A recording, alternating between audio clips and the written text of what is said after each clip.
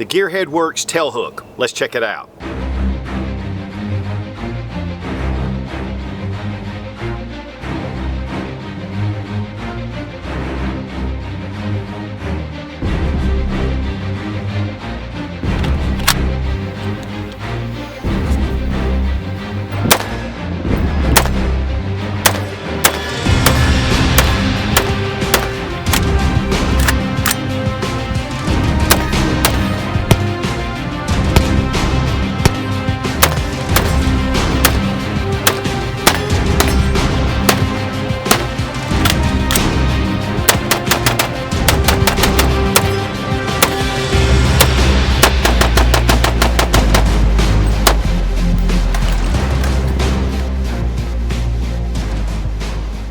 There are a lot of options for pistol braces for your AR-15 carbine.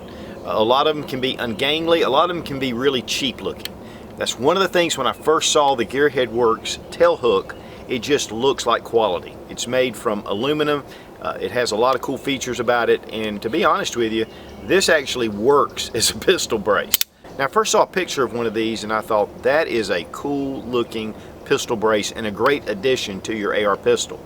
And so when I went to the NRA show down in Atlanta, I stopped by the Gearhead Works booth and I was just kind of looking. They were super busy and one of the guys in there said, "Such, don't move." I was glad he did because he went ahead and gave me one of these to show and to test out. So let's look at the Gearhead Works Tailhook, see the advantages and disadvantages of putting this on your AR-15 pistol. One thing I love about the Tailhook, it just looks like it fits onto the pistol. Doesn't look like some kind of ungainly thing on the end. It's minimal and that's all you need. But it does make a really cool compact package. I've seen it on MP5s, I've seen it on Chris Vectors, AK pistols.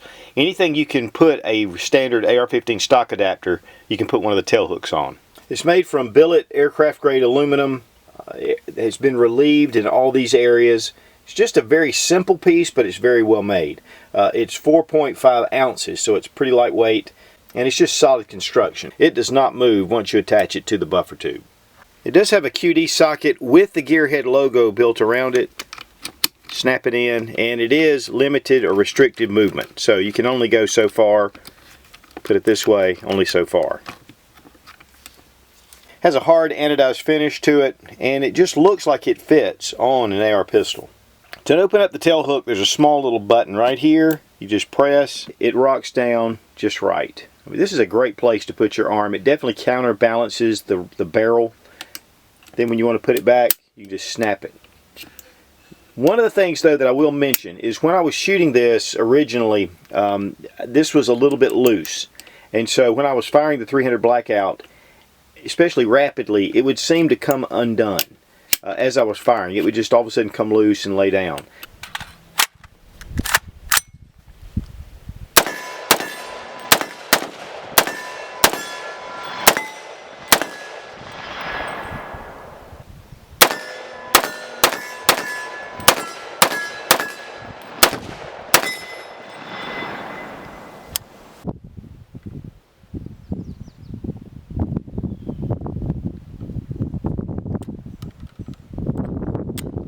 I found out that it was a little loose with the screw, so I tightened it up, and I haven't had any problems since then. It's the smallest pistol brace on the market. Okay, now it comes in a package. Of course, this is the card. It's a very simple item for one thing, and this installation is very simple. And then you have a little hex screw provided to attach this to your pistol buffer tube. The tail hook will fit your standard pistol buffer tube, 1.17 inches up to 1.2 inches in diameter. The CAC and some of the larger ones, it will not fit. Okay, here we have two screws, and you just loosen those up. It's kind of a pressed fit. This can be set either to right or left. You'll just want the hook to open up to the left side. If you're left-handed, right side, right-handed. And just slide it over. Also, you'll want to line this up with your grip to make sure that it's aligned with the configuration of your pistol. Now, as we were testing it out at the range, one of the things I love about this is the material they use. That aluminum is just real quality. You know, a lot of the other pistol braces just are subpar to me. I mean, there's quality to them, but either they're big and bulky, or the finish isn't all that great. That's one of the things about the Tailhook. It just has a really solid feel to it. The aluminum feels like quality. Of course, you have this little latch that locks this into place off and on, but it's very easy to deploy. One of the things that I did notice was a couple of times when I was firing it, it did come loose. And I don't know if I didn't have it quite locked in or what, but it just seemed to pop loose. But as you can see, I can pull on this and it doesn't move. So I'm really feeling like that it wasn't latched properly. The aluminum buffer tube on your cheek's a little bit cool, but not too bad, especially with ARs. It's just so easy to shoot these. But this to me is a much more solid piece, and again, with this hook coming out, it really actually helps if you're shooting it one-handed. It just rests right there. It's not so big and bulky. It seems to use some leverage to give you a little more comfort. Now, of course, with the ATF relaxing the rulings on shouldering the pistol brace, that makes it really nice. I think that this gives you a little bit better option. But it's light, it's handy, it's thin, it's very minimal, and if you're taking an AR pistol out anyway, that's really what you want. One thing too is it does not move. I mean, it is locked on solid. A lot of the braces will seem to shift and move around, but the way this thing tightens down, it is solidly locked with the 2 screws. And of course, again, you've got your QD point here for a sling, which is really a great little feature. And yet, how thin this is. I mean, it's just an exceptional piece to me. In fact, I'm kind of spoiled. Of course, on the BCM 300 blackout pistol, the quality is so nice. It makes it really great to put this aluminum piece on the end, and it's just solid, rock solid. This has got to be the most useful pistol brace I've seen. You got just a small little latch right here. You can get it with gloved hands, which makes it nice. This really braces the pistol. It puts it in your arm. Now, of course, it's still a little unorthodox the way you're firing it, but definitely a lot better than when it's strapped, because it's very difficult to get thin.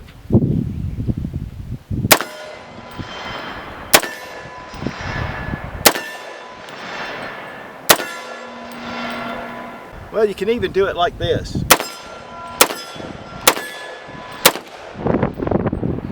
That gives you another point of contact. Of course, really cool way, just to put it up here on your cheek, get it back a lot far. You can really control it that way.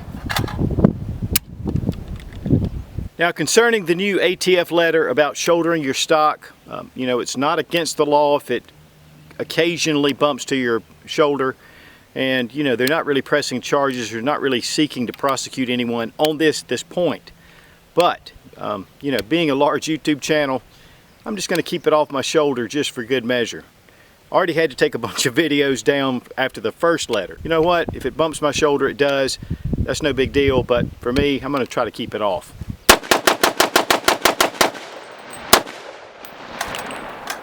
The Mod 1 Tailhook runs $119, and that's on the Gearhead Works website. If you're going to get the new Gen 2 version or Mod 2, it's $199, which includes your buffer extension, your buffer tube, your castle nut, and all this together. And on the website, you can download the actual letter from the ATF giving approval to the Tailhook design for your pistol. Be strong, be of good courage.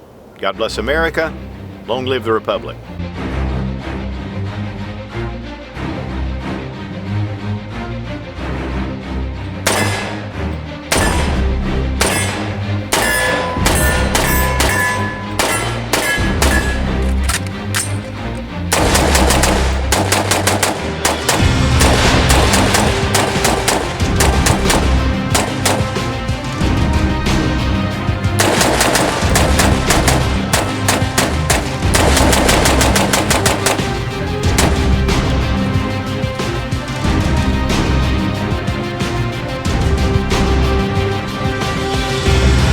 But when I stopped by the booth, I think it's a really cool idea.